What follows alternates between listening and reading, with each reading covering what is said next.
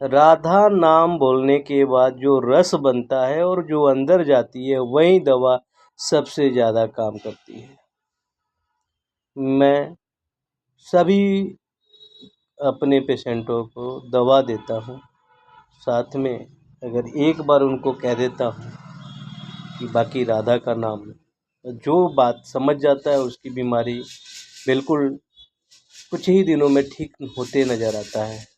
मैं एक प्रैक्टिकली देखा था कि मेरे पास एक राहुल नाम के लड़के आए थे, शीशे का काम करते हैं।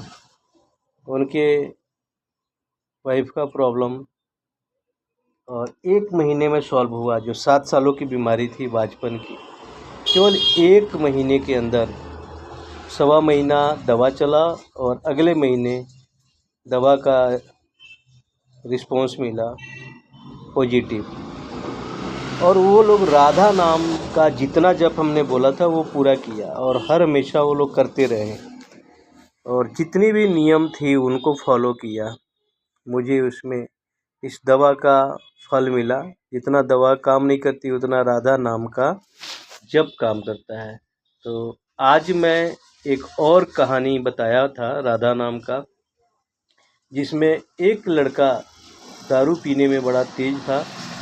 तो उसके पापा मम्मी सब परेशान थे कि भाई इसको सुधारा जाए। वो किसी गुरु के पास गया। उन्होंने कहा बोलो राधा, वो कहता था नहीं बोलूँगा, बोलो राधा तो नहीं बोलूँगा, बोलो राधा तो नहीं बोलूँगा, तो बोलो राधा, तो क्यों बोलूँ मैं राधा, बस इतना ही। जब वो गुरुजी ने कहा तेज आवाज़ में कि बोलो राधा, तो लड़के ने कहा क्या फ़ायदा है कि मैं बोलूँ राधा, बस लास्ट में उसने राधा बोला। तो उन्होंने कहा कि जब तुम मरोगे तुम्हें यमराज जी लेके जाएंगे, पूछेंगे, यमराज के द्वार पे आपसे पूछा जाएगा आपने कोई काम किया बढ़िया, तो आपने यही बोल देना कि मैंने एक बार राधा का नाम लिया, बस यही आपका पुण्य का काम है। कुछ दिन बाद वो लड़का मरा, ऊपर गया। यम लोक में उससे पूछा गया कि तुमने कोई अच्छा काम किया है। पट बात उसको याद आ गई, हाँ मैंने एक बार राधा का नाम लिया है। तो यमलोक में उसकी गति का पता नहीं लगा। कोई डिफाइन नहीं कर पाया कि इसको कौन सी सज़ा मिले, इसका कर्म कैसा, पुण्य कैसा, पाप कैसा। तो ये काम यमलोक में नहीं पूरा हो पाया, इंद्रलोक जाने की ज़रूरत पड़ गई।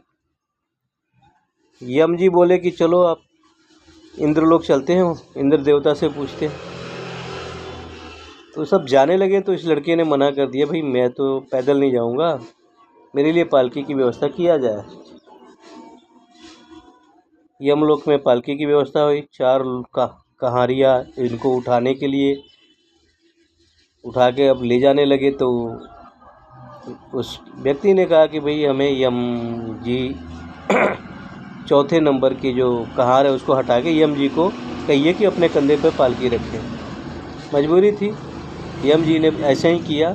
यमलोक से गए और वहाँ इंद्रलोक में पहुँचे तो इंद्र जी उनकी बुला के कारण पूछा कि आप ये पालकी लेकर क्यों आ रहे हैं और इसमें किसको बैठा के लाए हैं, कौन है ये। तो कह रहे कि ये एक छोटा मानव है, छोटा तुच्छ प्राणी है, पर इसके कर्मों में कुछ साफ हम डिसाइड नहीं कर पा रहे हैं, इसको स्वर्ग दें या नर्क दें या कौन सी सज़ा दें।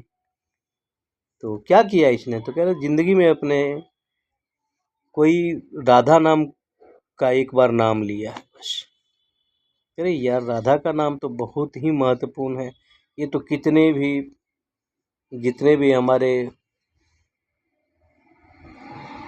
परमात्मा लोग हैं, राधा का नाम तो बहुत बड़ा, ये तो बहुत बड़ी रस है। इसकी तो महिमा बहुत मुश्किल से हम कह सकते हैं, हो सकता है इसकी महिमा हम ना बता पाए। तो इसलिए हम लोग ब्रह्म लोक में चलते हैं, ब्रह्मा जी ही इसके बारे में बताएंगे। क्योंकि जब अपने से काम ना हो पाए तो आगे किसी को रेफ़र कर दिया जाता है। उन दोनों ने ये ब्रह्मा जी के बच जाने का निर्णय लिया और निर्णय में क्या हुआ कि जो दूसरे नंबर का पालकी में कंधे पे रखने वाला व्यक्ति था उसको हटा के ब्रह्मा जी को वहाँ पे इंद्र जी को बैठा दिया गया कि आप पालकी को लेके चलें। दोनों लोग ब्रह्मलोक गए। ब्रह्मा जी देखे कि भाई इंद्र और यम दोनों किसी को पालकी में बैठा के ला रहे हैं, बहुत बड़ा व्यक्ति होगा। तो उन्होंने उनका स्वागत किया, पूछा बताइए क्या चाहते हैं। कई लोगों ने बताया अपनी यही प्रॉब्लम। उन्होंने कहा राधा नाम में तो बड़ी शक्ति है, पर इसमें क्या होगा मुझे पता नहीं है, हम लोग शंकर जी के पास चलते हैं। फिर वो लोग कैलाश पर्वत में आए और तीसरा नंबर का जो व्यक्ति था जो कंधे पे रखा हुआ था उसको हटा के ब्रह्मा जी ने स्वयं अपने कंधे पे वो पालकी लिया और शिव जी के स्थान पे चले गए। अब वहाँ कैलाश पर्वत पे शिवगण लोग देखे, शिव जी देखे, वो हैरान हो गए कि कौन सा ऐसा व्यक्ति है जो जिनको पालकी में बैठा के स्वयं यम, इंद्र और ब्रह्मा जी आ रहे हैं। वो उनकी पूरी स्वागत किए और फिर शिव जी ने भी राधा का मर्यादा रखते हुए एक छोटी सी मुस्कान लिए जवाब क्या दिया कि राधा का नाम का तो महत्व बहुत है, पर इस नाम से क्या फल मिलना है ये तो स्वयं त्रिलोकनाथ विष्णु जी ही जानते हैं। हम लोग उनके पास चलते हैं। और वैसे ही हुआ, श्री हरि के पास जाने के पहले पालकी में शंकर जी पालकी को अपने कंधे पे रखे चल दिए।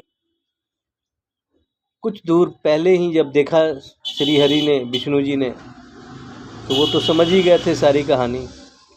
वो अपने दोनों बाह फैला के उन लोगों का स्वागत किए और जो बैठा हुआ था इन चारों देवताओं के ऊपर पालकी में, उनको उन्होंने गोद में उठा के बैठा लिया। तब उन लोगों ने पूछा कि हे प्रभु बताएं आप कि इसने अपने जीवन में एक बार राधा का नाम लिया है, इसका क्या गति होनी चाहिए। तो उन्होंने कहा कि इसने कर्म ही ऐसा किया है, किसी का तो नुकसान किया नहीं। इसने केवल मदिरा पान करके अपने माँ बाप को